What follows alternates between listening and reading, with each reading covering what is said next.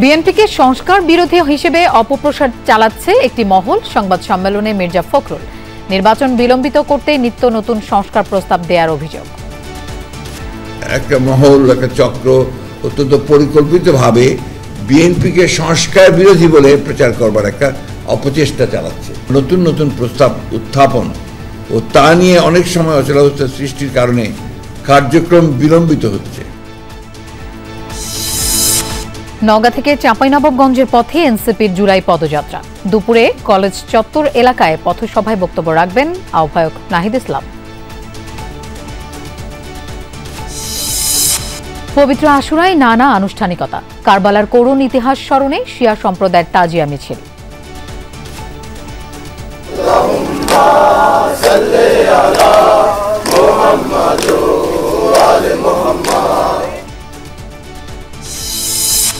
ঢাকায় প্রতিদিনই বাড়ছে ডেঙ্গু আক্রান্তের সংখ্যা। চট্টগ্রামে ঘরে ঘরে ভাইরাস জ্বরের প্রকোপ। সচেতনতার পরামর্শ চিকিৎসকদের। আবার রুচি নেই, 10 দিন ধরে কিছু খাই না, শুধু আম খাচ্ছি আর শশা খাচ্ছি। পার্শ্ববর্তী ব্রাইবাদার যারা আছে ওদেরও একই সেম অবস্থা। পর্যাপ্ত তরল জাতীয় খাবার খাওয়া, জ্বরের জন্য প্যারাসিটামল, কাশি কিংবা সর্দি হলে সেই অনুসারে চিকিৎসক যে পরামর্শ দিচ্ছেন সেটা ফলো করা। রাজধানীর খিলক্ষেতে কাভার্ড ভ্যানের চাপায় 2 পরিচ্ছন্নতা কর্মী নিহত। সুরতহালের পর হস্তান্তর করা হবে পরিবারের কাছে। আটক ভ্যান চালক।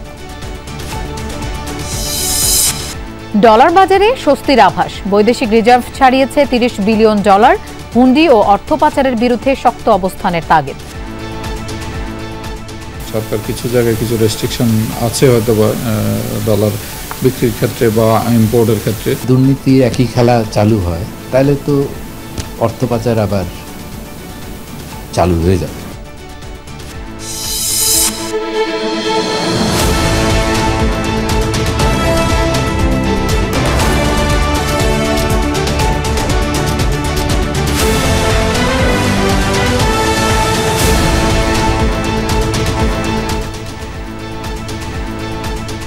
দেখছিলেন শিরোনামগুলো। এছাড়াও দেশ বিদেশের আরো খবর নিয়ে দুপুরে বাংলাদেশে আপনাদের সঙ্গে থাকছি আমি মৌসুমী আহমেদ লোপা।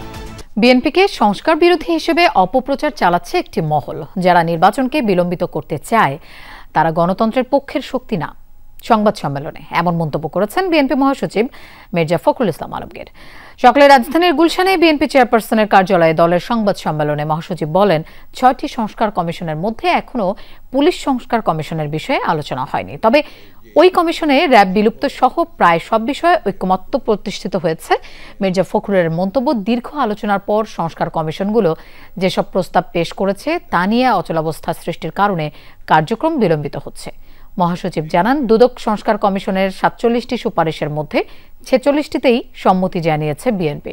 এছাড়া জনপ্রশাসন সংস্কার কমিশনের 208টি সুপারিশের মধ্যে 187টি প্রস্তাবে সম্মত হয়েছে বিএনপি। একটা মহল, একটা চক্র অত্যন্ত পরিকল্পিতভাবে বিএনপিকে সংস্কার বিরোধী বলে প্রচার করবার একটা অপচেষ্টা চালাচ্ছে। নতুন নতুন প্রস্তাব উত্থাপন ও তা নিয়ে অনেক সময় অচলাবস্থা সৃষ্টির কারণে কার্যক্রম বিলম্বিত হচ্ছে। ঐকমত্য প্রতিষ্ঠার আগ্রহী বলেই আমাদের প্রতিনিধিগণ ধৈর্য ধরে আলোচনা শুনছেন এবং তথ্য প্রমাণ যুক্তি দিয়ে সঠিক সিদ্ধান্ত গ্রহণে কমিশনকে সহযোগিতা করছেন। কর্মসূচির 6ষ্ঠ দিনে চাঁপাইনবাবগঞ্জ থেকে শুরু হবে জাতীয় নাগরিক পার্টি এনসিপির দেশ গড়তে জুলাই পদযাত্রা। সকালে নওগাঁ থেকে চাঁপাইনবাবগঞ্জের উদ্দেশ্যে রওনা দেয় এনসিপির গাড়িবহর। শহরের শান্তিমোড় থেকে শুরু হবে দলটির পদযাত্রা। 2024 সালে জেলায় ছাত্র জনতার আন্দোলনের কেন্দ্র ছিল এই শান্তিমোড়। পরে কলেজ চত্বর এলাকায় গিয়ে পথসভা করবে দলটি। তারপর ক্লাব সুপারমার্কেট এলাকায় এনসিপির জেলা কার্যালয়ের উদ্বোধন করবেন শীর্ষ নেতারা। সবশেষ রাজশাহীর উদ্দেশ্যে রওনা দেবে দলটির গাড়িবহর। এনসিপির কর্মসূচিতে উপস্থিত রয়েছেন দলটির আহ্বায়ক নাহিদ ইসলাম, দক্ষিণাঞ্চলের মুখ্য সংগঠক হাসনাত আব্দুল্লাহ ও উত্তরাঞ্চলের মুখ্য সংগঠক সার্জিস আলম সহ আরও অনেকে। জুলাই অভ্যুত্থানের বর্ষপূর্তিতে পর্যায়ক্রমে দেশের 64 জেলায় জুলাই পদযাত্রা কর্মসূচি পালন করবে এনসিপি।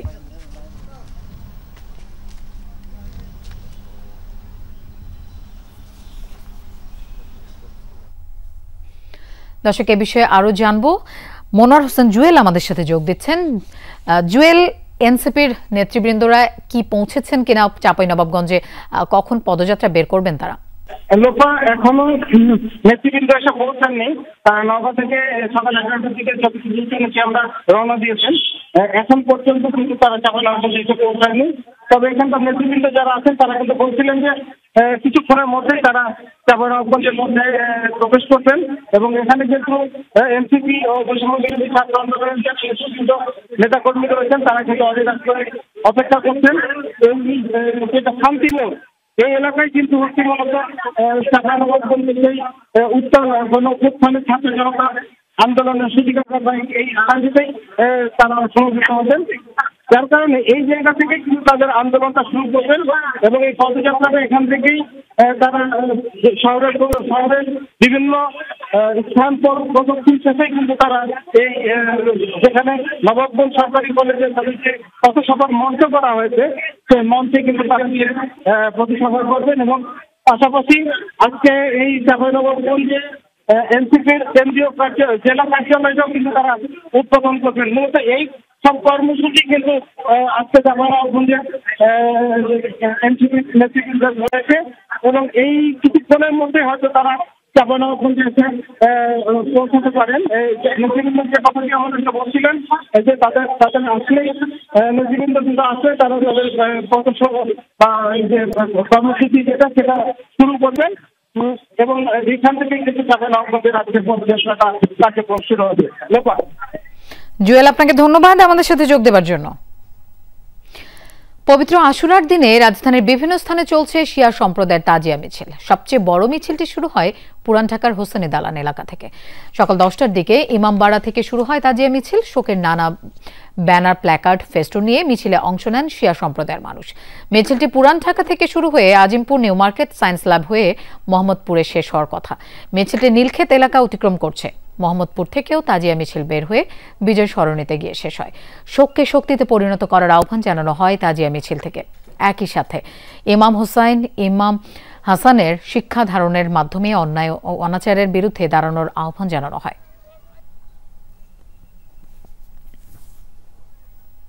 আজকে আমরা আছি, কালকে থাকবো না, কিন্তু এই মিছিল, এই প্রতিবাদ মিছিল এটা থাকবেই। ইমাম হোসেন শাহাদাত হয়েছে, এই জন্য আমরা শোক পালন করতেছি। আইন শৃঙ্খলা রক্ষা ভালো, ব্যবস্থা ভালো, আপনাদের সুবিধা আছে। দর্শক, ঐতিহ্যবাহী তাজিয়া মিছিলের সাথে আছেন আমাদের সহকর্মী মনিরুল ইসলাম। নিউ মার্কেট এলাকায় আছেন তিনি এই মুহূর্তে। কথা বলছি তার সাথে। মনির, আপনি তো এখন নিউ মার্কেট এলাকায়, তাজিয়া মিছিল সেখানে পৌঁছেছে। দিনটি স্মরণে কি বলছেন শিয়া সম্প্রদায়ের মানুষ? জি ধন্যবাদ। আসলে সেই সকাল 10টায় শুরু হওয়া তাজিয়া মিছিল এই মুহূর্তে নিউ মার্কেট পৌঁছেছে।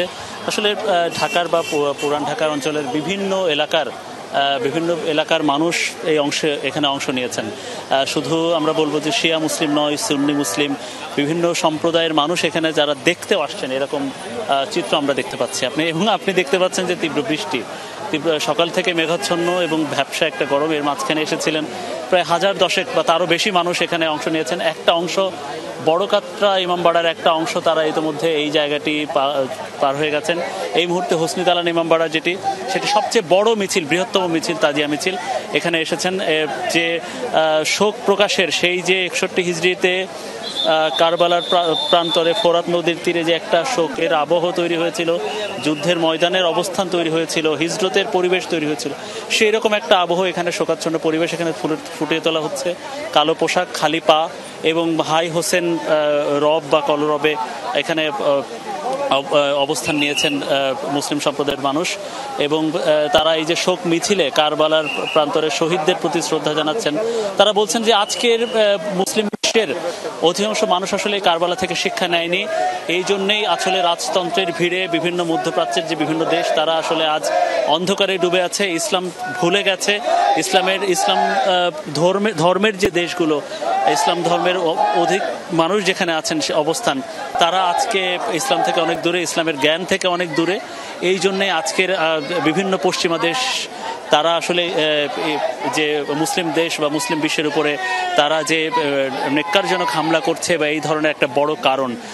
তো এই মিছিল থেকে কারবালার প্রান্তরের সেই যে শিক্ষা সেটা নিতে বলা হচ্ছে, ইসলামী জ্ঞান বিভিন্ন মানুষের প্রতি ছড়িয়ে দিতে বলা হচ্ছে এবং বলা হচ্ছে মুসলিম দেশগুলোকে একত্রিত থাকার, বিশেষ করে বাংলাদেশের মানুষকে একত্রিত থাকার, হিংসা হানাহানি থেকে দূরে ঠেলে বাংলাদেশ যাতে একটা সুখী সমৃদ্ধ এবং উন্নত দেশ এবং বিশেষ করে মুসলমান এখানে যারা তারা যাতে আরও সহিষ্ণু হন অন্য ধর্মের প্রতি, সেই কথা এই তাজিয়া মিছিল থেকে বলা হচ্ছে।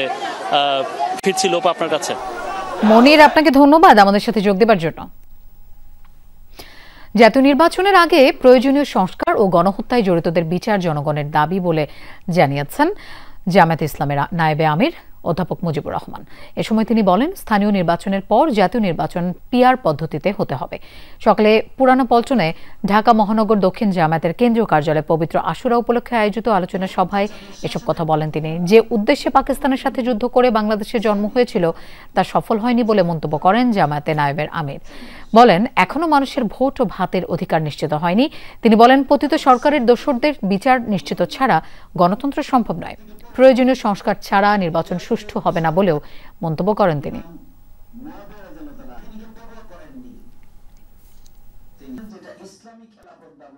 জনগণের দাবি হচ্ছে অপরাধীদের বিচার হতেই হবে। জনগণের দাবি হচ্ছে আগে সংস্কার হতে হবে, স্থানীয় নির্বাচন হতে হবে, পিআর সিস্টেমে নির্বাচন হতে হবে, আর লেভেল প্লেইং ফিল্ড হতে হবে। এই যতক্ষণ পর্যন্ত সমভূমিতে খেলা না হবে, যদি উঁচু নিচু থাকে, তাহলে কিন্তু খেলা ঠিক মতো ইনসাফপূর্ণ হবে না। রাজধানীর হাসপাতালগুলোয় বাড়ছে ডেঙ্গু রোগী। ছুটির দিনেও জরুরি বিভাগে ছিল বেশ ভিড়। সবচেয়ে বেশি রোগী ভর্তি আছে মহাখালীর ডিএনসিসি হাসপাতালে। গেল 24 ঘন্টায় এই হাসপাতালের জরুরি বিভাগে 8 শতাধিক মানুষ জ্বরের চিকিৎসা নিয়েছেন। অনেক রোগী আসছে ঢাকার বাইরে থেকেও। আক্রান্তদের বড় অংশই তরুণ। জ্বর, মাথা ব্যথা, বমির লক্ষণ নিয়ে আসা রোগী বেশি। চিকিৎসকরা বলছেন, দেরিতে হাসপাতালে আসা রোগীরা পড়ছেন মারাত্মক জটিলতায়। এজন্য জ্বর দেখা দিলে চিকিৎসকের কাছে যাওয়ার পরামর্শ স্বাস্থ্য বিভাগের। জ্বর হচ্ছে, জ্বরের সাথে পাওয়াত ফুলন দিছে, এখন সব শরীর বিষ, তার জন্য আসছে রক্ত পরীক্ষা করার জন্য। 3 দিন পর্যন্ত এত জ্বর, মানে জ্বর নামতেছে না। আপনি 3 দিন পর্যন্ত খাওয়া দাওয়া করেন আর শরীর ভরে প্রচন্ড ব্যথা, হাঁটতেও পারি না, ব্যথার চোখটা খাইতে পারি না, এটাই সমস্যা। চোখ মুখ খুলে গেছে গা। দর্শক, চলমান ডেঙ্গু পরিস্থিতির খবর জানবো। মহাখালী ডিএনসিসি হাসপাতালে আছেন আমাদের সহকর্মী হাসান মেজবা। তার কাছ থেকে জানবো এই ব্যাপারে। মেজবা, রাজধানীর ডেঙ্গু পরিস্থিতির সার্বিক চিত্রটা একটু জানতে চাই। আপনার নিশ্চয়ই চিকিৎসক এবং রোগীদের সাথে কথা হয়েছে, কি বলছেন তারা? ডেঙ্গু পরিস্থিতির আসলে ধীরে ধীরে অবনতি হচ্ছে। এটি শুধু ঢাকায় না, ঢাকার বাইরেও, বিশেষ করে বরিশাল বিভাগে ডেঙ্গু রোগীর সংখ্যা অনেক বেশি এবং ঢাকার বাইরে অন্যান্য জেলাগুলোতেও ডেঙ্গু রোগীর সংখ্যা ধীরে ধীরে বাড়ছে। চিকিৎসকরা বলছেন যে আগস্ট সেপ্টেম্বর মাসের দিকে পরিস্থিতি আরও খারাপ হবে, অর্থাৎ সে পর্যন্ত একটু একটু করে রোগীর সংখ্যা বাড়বে। আজকে কিন্তু সরকারি ছুটির দিন। আমি আছি মহাখালীর ডিএনসিসি হাসপাতালে। আপনি দেখতে পাচ্ছেন জরুরি বিভাগের সামনে এখনও অনেক মানুষ ভিড় করছেন। বেশিরভাগ, অর্থাৎ প্রায় সবাই এসেছেন জ্বর নিয়ে। ডিএনসিসি হাসপাতালে গত 24 ঘন্টায় 808 জন রোগী এসেছেন সেবার জন্য। এখানে জ্বর, বমি ব্যথা, গায়ে ব্যথা বা অন্যান্য জটিলতা নিয়ে এই রোগীরা এসেছেন। এখানে করোনা, ইনফ্লুয়েঞ্জা, ডেঙ্গু এবং চিকুনগুনিয়া 4টি রোগের রোগী আসলে আছে। এখানে পরীক্ষার ব্যবস্থা আছে ডেঙ্গু, কিন্তু মুশকিল হচ্ছে যে চিকুনগুনিয়ার কোনো পরীক্ষার ব্যবস্থা নেই। এটি শুধুমাত্র আইডিসিআর করে, অন্যান্য সরকারি হাসপাতালেও এটির ব্যবস্থা নেই। ফলে যারা লক্ষণ নিয়ে আসছেন সেই লক্ষণের উপর ভিত্তি করে চিকিৎসকরা চিকিৎসা দিচ্ছেন এবং সেটি নিয়ে আসলে রোগীদের সন্তুষ্ট থাকতে হচ্ছে। বেসরকারিভাবে যদি কেউ চিকুনগুনিয়া পরীক্ষা করাতে চান সেক্ষেত্রে আসলে 4 থেকে 5 হাজার টাকা খরচ হয়।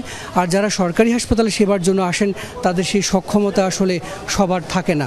ফলে এই মুহূর্তে সারা বাংলাদেশে এই ডিএনসিসি হাসপাতালের মতো অন্যান্য হাসপাতালেও আসলে জ্বরের অনেক বেশি রোগী এবং ডিএনসিসি পাশাপাশি ঢাকা মেডিকেল এবং মুগদা হাসপাতাল, এই 2 হাসপাতালেও অনেক বেশি জ্বরের রোগী আসছেন, বেশিরভাগ ডেঙ্গু। তারপরও আসলে চিকিৎসকরা যেটি সতর্ক করছেন সেটি হলো যে জ্বর দেখা দেবার সঙ্গে সঙ্গে রোগীরা যেন চিকিৎসকের কাছে যান এবং পরামর্শ নেন যে সেটি আসলে কী ধরনের জ্বর, সেই অনুযায়ী চিকিৎসা নিতে হবে। মেজবা, আপনাকে ধন্যবাদ আমাদের সাথে যোগ দেবার জন্য। চট্টগ্রামে ঘরে ঘরে এখন ভাইরাস জ্বরের রোগী। কেউ চিকুনগুনিয়া, ডেঙ্গু, ইনফ্লুয়েঞ্জা, আবার কেউ টাইফয়েড, জন্ডিসে আক্রান্ত। সরকারি বেসরকারি সব হাসপাতালে বেড়েছে রোগীর চাপ। শহরের পাশাপাশি আশপাশের জেলা উপজেলা থেকেও আসছেন অনেকে। এই মৌসুমে বাড়তি সচেতনতা অবলম্বনের পরামর্শ দিয়েছেন চিকিৎসকরা। দীর্ঘ 10 দিন ধরে তীব্র জ্বর ও শরীর ব্যথায় ভুগছেন বেসরকারি এই চাকরিজীবী। ডেঙ্গু ও করোনা পরীক্ষায় নেগেটিভ আসলেও জ্বর না কমায় এসেছেন চট্টগ্রাম জেনারেল হাসপাতালে। খাবার রুচি নেই, 10 দিন ধরে কিছু খাই না, শুধু আম খাচ্ছি আর শশা খাচ্ছি। প্রাথমিক চিকিৎসা দিছে, তারপরে পরীক্ষা নিরীক্ষা দিছে, এগুলো আজকে খাচ্ছি, আজকে আবার ডাক্তার দেখাবো, এরা যেটা দিয়ে যেটা খাবো আর কি ওষুধ। তার মতোই দূর দূরান্ত থেকে আসা রোগীর সংখ্যা বাড়ছে সরকারি বেসরকারি সব হাসপাতালে। একই পরিবারের একজনের হলে বাকি সদস্যরাও আক্রান্ত হচ্ছেন বলে জানান ভুক্তভোগীরা। বেশিরভাগই ইনফ্লুয়েঞ্জা কিংবা ভাইরাস জ্বরে আক্রান্ত। এছাড়া চিকেনগুনিয়া, ডেঙ্গু, টাইফয়েড ও জন্ডিস আক্রান্তরাও আসছেন একই উপসর্গ নিয়ে। কিছুদিন আগে একবার হয়েছে, এখনো আবার ডাক্তার কাছে নিলে এখনো আবার পরীক্ষা। ডেঙ্গু পরীক্ষা দিছে, ডেঙ্গু পরীক্ষা দেওয়ার পরে ডেঙ্গু পরীক্ষা করার পরে এখানে দেখাবো। পার্শ্ববর্তী ব্রাইবাদার যারা আছে ওদেরও একই সেম অবস্থা, প্রায় 20 থেকে 25 জনের একই সেম সমস্যা। গত কয়েকদিন ধরে চট্টগ্রামে ভাইরাল রোগের প্রকোপ বেড়েছে। চাপ সামলাতে হিমশিম খাচ্ছেন চিকিৎসকরা। বাসায় বিশ্রাম নিয়ে থাকা, পর্যাপ্ত তরল জাতীয় খাবার খাওয়া, জ্বরের জন্য প্যারাস্টামল, কাশি কিংবা সর্দি হলে সেই অনুসারে চিকিৎসক যে পরামর্শ দিচ্ছেন সেটা ফলো করা, এটাই আমাদের উপদেশ। জোবায়েদ ইবনে শাহাদাত, যমুনা নিউজ, চট্টগ্রাম।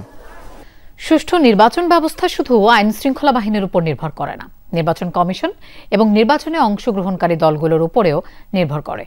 দুপুরে রাজধানীর উত্তরা পূর্ব থানা পরিদর্শন শেষে এসব কথা বলেন স্বরাষ্ট্র উপদেষ্টা। তিনি বলেন, নির্বাচনের জন্য প্রশাসনের প্রস্তুতি ঠিক আছে, সুষ্ঠু পরিবেশও আছে। ফরিদপুর সহ যেখানেই মব তৈরি হয়েছে এবং এর সাথে যারা জড়িত তাদের বিরুদ্ধে ব্যবস্থা নেওয়া হবে, হুঁশিয়ারি দেন স্বরাষ্ট্র উপদেষ্টা।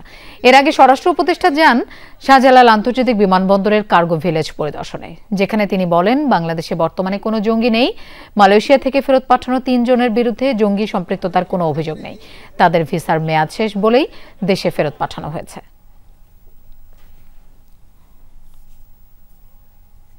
নির্বাচনটা শুধু আইন শৃঙ্খলা বাহিনীর উপরে নির্ভর করে না। নির্বাচনের একটা ওয়ান স্টেক হলো, একটা হলো আইন শৃঙ্খলা বাহিনী, আর একটা হলো আমাদের প্রশাসনে যারা কর্মকর্তা আছেন তারা, ইলেকশন কমিশন, তারপরে হলো আরেকটা আছে যে আমাদের যারা এই পার্টিগুলি যারা অংশগ্রহণ করে তারা। সবচেয়ে বেশি প্রস্তুতি দরকার যারা ইলেকশনে পার্টিসিপেট করবে তাদের। আমাদের প্রস্তুতি ঠিক আছে, সবার প্রস্তুতি যদি হয়, 4টার প্রস্তুতি একসাথে হলে কোনো অসুবিধা, আমাদের প্রস্তুতি কোনো ঘাটতি নেই। রাজধানীর খিলক্ষেতে কাভার্ড ভ্যানের চাপায় ঢাকা উত্তর সিটি কর্পোরেশনের 2 পরিচ্ছন্নতা কর্মী নিহত হয়েছেন। রোববার ভোর 5টায় লা মেরিডিয়ান হোটেলের পূর্ব পাশে হয় এই দুর্ঘটনা।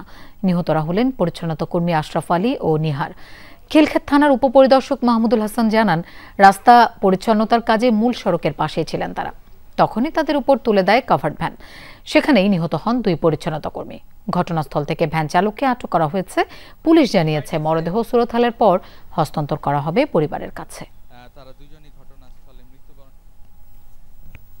ময়লার গাড়ি ওরা ঠেলে লিয়ে যাইতেছে ঝাড়ু দিয়ে দিয়া, তখন এক লোক পিছিয়ে যাইছিল ফালতু উঠতে গেছে, আর 2 জন ঘটনাস্থলে ওইটা আগে একজন চাক্কার নিচে আর একজন চাক্কার বাইরে। ডিউটি করতেছে, ডিউটি শেষ, আসার সময় গাড়ি মাইরা দিল। আমরা যে সিটি কর্পোরেশনে কাজ করি তার কোনো নিরাপত্তা পাই না, আমরা নিরাপত্তা চাই। আমরা এর একটা সুস্থ একটা কঠিন একটা বিচার চাই। ভোর অনুমান 4:45টার দিকে একটি কাভার্ড ভ্যানের সাথে ঢাকা সিটি কর্পোরেশনের 2 জন পরিচ্ছন্নতা কর্মী কাজ করার সময় কাভার্ড ভ্যান এসে তাদের উপর তুলে দেয়। ঘটনাস্থলে 2 জন মৃত্যুবরণ করে। আমরা শুনতে পেয়ে ঘটনাস্থলে যাই, কাভার্ড ভ্যান এবং ড্রাইভারকে আটক করি। কন্যা সন্তানকে হত্যার পর মরদেহ খালে ভাসিয়ে দিলেন পাষণ্ড এক বাবা।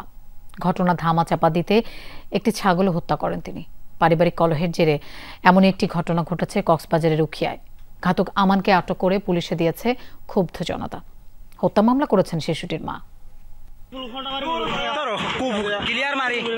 খুনি বাবাকে আটকে ক্ষুব্ধ জনতার এই তৎপরতা। ভাঙা হচ্ছে নিজ ঘরেরই চাল। তারপর ধরা পড়েন পাষণ্ড আমানুল্লাহ। ঘটনাটি কক্সবাজারের উখিয়ার মনখালী কোনারপাড়া এলাকার। নিহতের মায়ের দাবি, তার স্বামী আমানুল্লাহ একজন মাদকাসক্ত।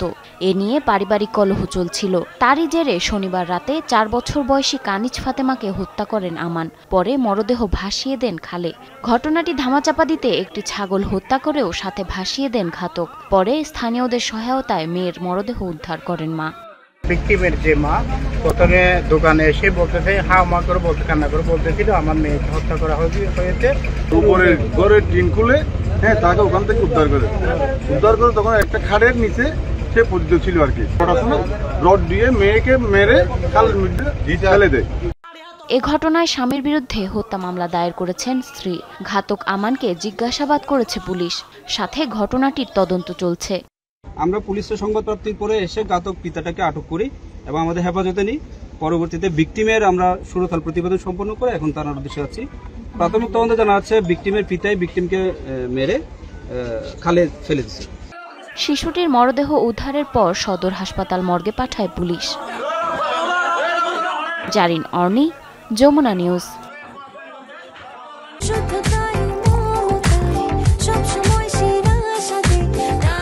প্রাণ UHT মিল্ক, শুদ্ধতায় ও মমতায় সবসময় সেরা স্বাদে। সুন্দরবনে চলছে পর্যটন নিষেধাজ্ঞা।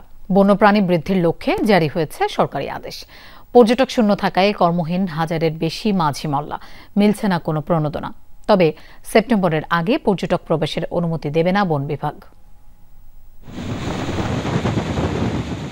একদিকে বিস্তীর্ণ সমুদ্র, অন্যদিকে সবুজে ঘেরা বন। ভ্রমণ পিপাসুদের অন্যতম পছন্দ সুন্দরবনের করমজল পয়েন্ট। টানা 3 দিনের সরকারি ছুটি, তবে ভিড় নেই দেশের সবচেয়ে বড় ম্যানগ্রোভ ফরেস্টে। প্রাণীদের প্রজনন মৌসুম বিবেচনায় পর্যটক প্রবেশ বন্ধ। জুন থেকে শুরু হয়ে জুলাই আগস্ট 3 মাস কোনো পর্যটক প্রবেশ করতে পারবে না জীববৈচিত্র্যের এই অভয়ারণ্যে। ফলে অলস সময় পার করছেন প্রায় 1200 মাঝি মল্লা। 1200 মাঝি, আমাদের প্রায় 15,000 ফ্যামিলি। এদের আমাদের কোনো আয় রুজি নেই। সিজনে আমরা 2-4 পয়সা রুজি করি, বাল বাচ্চা নিয়ে খাই। এখন আমাকে ডাল সিজন, এখন আমার কোনো রুজি রোজগার নাই। যদি টিরিপ আসে করমজল নিতে পারতেছি না। পর্যটন সংশ্লিষ্টরা বলছেন টানা নিষেধাজ্ঞায় স্থবির হয়ে পড়েছে এ অঞ্চলের অর্থনীতি। উপকূলীয় বনের ওপর নির্ভরশীল জেলে বাওয়ালিরা প্রণোদনা পেলেও বাকিরা সহায়তা থেকে বঞ্চিত। পোস্টার চলতেছে, লাইটার চলতেছে, সে মৎস্য আহরণে রানী মাছের কোনো ক্ষতি হয় না। শুধু আমাদের সাথে আমরা নয়, ভ্যানালা জড়িত, দোকানদাররা জড়িত, চার দোকানদাররা জড়িত, ব্যবসায়ীরা জড়িত। সবাই ট্যুরিস্ট আসলে তাদের কাছে খাদ্য খাবার বিক্রি করে, সদাই বিক্রি করে।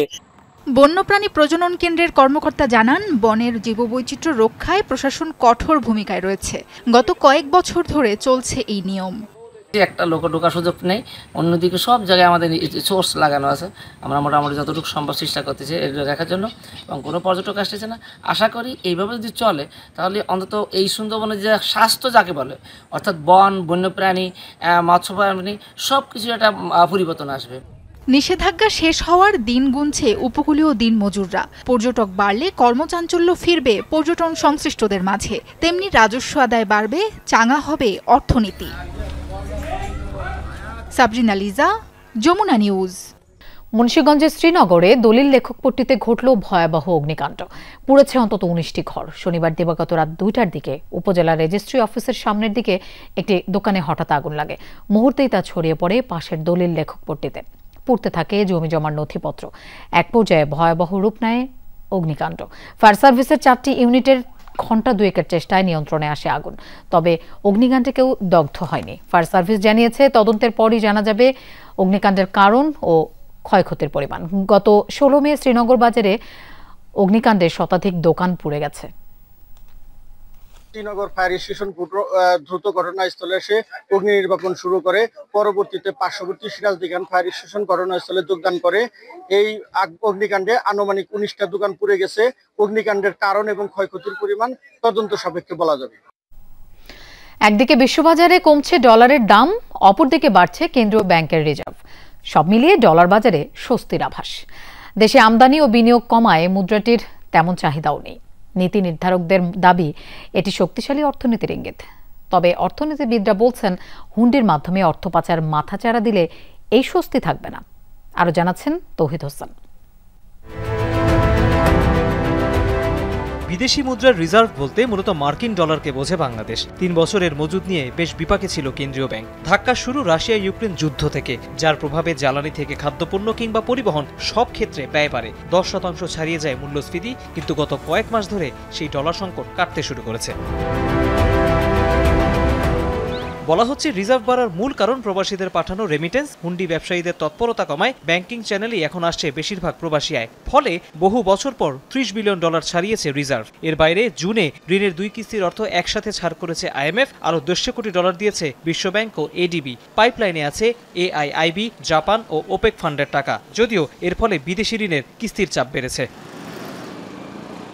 মার্কেট বেসড এক্সচেঞ্জ রেট করা হয়েছে, তাতে করে মার্কেটে ইন্টারভিন করার জন্য ডলার ছাড়তে হচ্ছে না। সরকার কিছু জায়গায় কিছু রেস্ট্রিকশন আছে হয়তো বা ডলার বিক্রির ক্ষেত্রে বা ইম্পোর্টের ক্ষেত্রে, সেগুলো ম্যানেজ করা যাচ্ছে। আর একটা বড় জিনিস হচ্ছে রেমিটেন্সের প্রবৃদ্ধি কিন্তু রিজার্ভে একটা বড় ভূমিকা রাখছে। 10 মাস ধরে কেন্দ্রীয় ব্যাংক রিজার্ভ থেকে ডলার বিক্রি করছে না। আমদানিতে কড়াকড়ি কমায় ব্যাংকে গেলেই ডলার পাচ্ছেন ব্যবসায়ীরা। এলসি দায় মেটানো যাচ্ছে 123 থেকে 124 টাকা রেটেই। আবার প্রবাসী এক্সচেঞ্জ হাউস থেকে দেশের ব্যাংকগুলো এখন ডলার কিনতে পারছে 122 টাকা 70 পয়সায়। প্রশ্ন হচ্ছে, এই স্বস্তি কি বেশি দিন মিলবে? অর্থ পাচারের ক্ষেত্রেও একটা শূন্যতা বিরাজ করছে। পুরনো খেলোয়াড়রা চলে গেছে, এখন নতুন খেলোয়াড়রা ঠিক গেড়ে বসতে পারে নাই। তারা যদি এসে আবার আগামীতে গেড়ে বসে এবং সেই দুর্নীতি একই খেলা চালু হয়, তাহলে তো অর্থ পাচার আবার চালু হয়ে যাবে। IMF এর হিসাব পদ্ধতি BPM 6 অনুযায়ী দেশে বিদেশি মুদ্রার রিজার্ভ এখন $25 বিলিয়ন। এখান থেকে ব্যবহার করা যাবে 19.8 বিলিয়ন। তৌহিদ হোসেন, যমুনা নিউজ, ঢাকা। আওয়ামী লীগ নেতাদের পুনর্বাসন ও সরকারি বরাদ্দে বৈষম্যের অভিযোগে পার্বত্য মন্ত্রণালয়ের উপদেষ্টা সুপ্রদীপ চাকমা ও যুগ্ম সচিব কঙ্কন চাকমাকে অপসারণের দাবি জানিয়েছে মারমা সচেতন নাগরিক সমাজ। সকালে প্রেস ক্লাবে সংবাদ সম্মেলনে মারমা সম্প্রদায়ের প্রতিনিধিরা জানান, সুপ্রদীপ চাকমাকে আওয়ামী লীগ উপদেষ্টা হিসেবে নিয়োগ দিয়েছে। দায়িত্ব গ্রহণের পর থেকে প্রকল্প বন্টন ও বরাদ্দে মারমা ও ত্রিপুরা সহ অন্যান্য সম্প্রদায়ের সাথে বৈষম্যের অভিযোগ তোলেন তারা। পাশাপাশি আওয়ামী লীগের জনপ্রতিনিধিদের প্রকল্প দিয়ে পুনর্বাসন করা হচ্ছে বলেও অভিযোগ করা হয়। পার্বত্য চট্টগ্রামের বৈষম্য দূর করতে 7 দিনের মধ্যে দৃশ্যমান পদক্ষেপ না নিলে কঠোর কর্মসূচির হুঁশিয়ারি দিয়েছে মারমা সচেতন নাগরিক সমাজ। সুপ্রদীপ চাকমা আমরা পদ থেকে অপসারণ করতে চাই। দ্বিতীয়ত, কঙ্কন চাকমা যুগ্ম সচিব পদ থেকে অবিলম্বে প্রত্যাহার করতে হবে, না হলে আমাদের পার্বত্য চট্টগ্রামে বৈষম্য দূর হবে না। ইসরায়েলের সাথে সংঘাত বন্ধের পর প্রথমবার জনসম্মুখে দেখা গেল ইরানের সর্বোচ্চ ধর্মীয় নেতা আয়াতুল্লাহ আলী খামেনিকে। শনিবার রাতে পবিত্র আশুরা উপলক্ষে ইমাম খোমেনি মসজিদে আয়োজিত এক অনুষ্ঠানে দেখা যায় তাকে। উচ্ছ্বাস ও আবেগের সাথে তাকে অভ্যর্থনা জানায় উপস্থিত জনতা। এ সময় তাকে সিংহ আখ্যা দেন উপস্থিত অতিথিরা। সবশেষ যুদ্ধবিরতির 2 দিন পর তার একটি ধারণকৃত ভিডিও বার্তা প্রচার করা হয়েছিল ইরানের বিভিন্ন সংবাদ মাধ্যমে। দীর্ঘদিন ছিলেন লোকচক্ষুর আড়ালে, ধারণকৃত ভিডিও বার্তা প্রকাশ করলেও আসেননি জনসম্মুখে। এমনকি ইসরায়েলি হামলায় নিহত সামরিক কমান্ডার ও পরমাণু বিজ্ঞানীদের গণজানাজায় ইরানের শীর্ষ সব রাজনৈতিক ব্যক্তিত্বরা অংশ নিলেও দেখা যায়নি তাকে। অবশেষে ইরান ইসরায়েল সংঘাত থামার পর শনিবার রাতে প্রথমবারের মতো জনসম্মুখে এলেন সর্বোচ্চ ধর্মীয় নেতা আয়াতুল্লাহ আলী খামেনি। পবিত্র আশুরা উপলক্ষে তেহরানের ইমাম খোমেনি মসজিদে আয়োজিত অনুষ্ঠানে অংশ নেন খামেনি। খামেনিকে জনসম্মুখে দেখে উচ্ছ্বসিত হতে দেখা গেছে উপস্থিত অতিথিদের। ফার্সি ভাষায় সিংহ সিংহ স্লোগানে মুখরিত হয় কক্ষটি। ইরানের রাষ্ট্রীয় টেলিভিশনে প্রচার করা হয় এই আয়োজনের ভিডিও। এ সময় ইরানের দেশাত্মবোধক গান ও ইরান গাইতে শোনা যায় শীর্ষ ধর্মীয় নেতা মাহমুদ কারিমিকে। গত 13 জুন ইসরায়েলের আকস্মিক হামলায় নিহত হন ইরানের অনেক শীর্ষ সামরিক কর্মকর্তা ও পরমাণু বিজ্ঞানী। গুঞ্জন ওঠে বাংকারে আশ্রয় নিয়েছেন খামেনি। এরপর আর জনসম্মুখে দেখা যায়নি এই নেতাকে, তবে একাধিকবার দিয়েছেন ভিডিও বার্তা। পাশাপাশি সক্রিয় ছিলেন সামাজিক মাধ্যমেও। সবশেষ সংঘাত বন্ধ হওয়ার পর গত 26 জুন এক ভিডিও বার্তায় ইরানকে বিজয়ী দাবি করে যুক্তরাষ্ট্রের কড়া সমালোচনা করেন তিনি। দাবি করেন মার্কিন প্রেসিডেন্টের আহ্বান সত্ত্বেও তার দেশ মাথা নত করেনি। দীর্ঘদিন জনসম্মুখে না আসায় তৈরি হওয়া সব গুঞ্জন উড়িয়ে ধর্মীয় আয়োজনে অংশ নিয়ে যেন নিজের অস্তিত্বেরই জানান দিলেন ইরানের সর্বোচ্চ ধর্মীয় নেতা। মোস্তফা মাহমুদ, যমুনা নিউজ।